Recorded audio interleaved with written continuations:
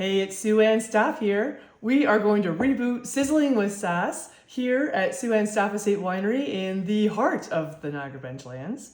So each new wine is going to have a new food item to go with it throughout the year. So let's get started. So we're going to make a Smashburger today to go with the new 2021 Baco Noir.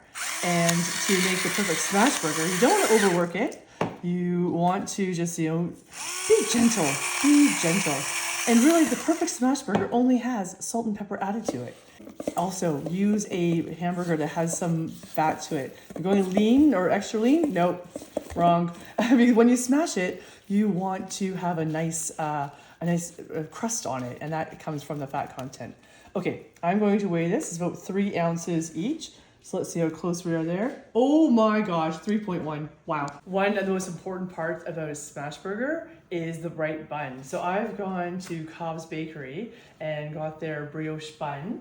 And a little secret tip, courtesy of my boyfriend, aka my husband, Rob, is to put a little bit of mayonnaise on it. And then we're going to toast it on the grill here. And oh, it's perfect. Ooh, that's great. Wow. That one's perfect.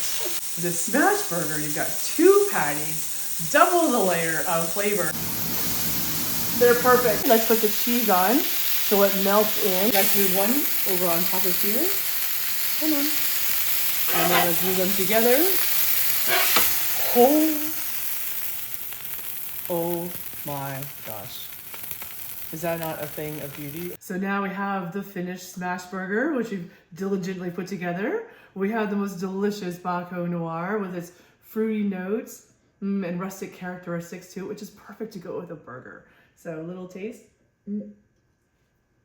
Always taste the wine before the food. And then, let's get to it. Oh my.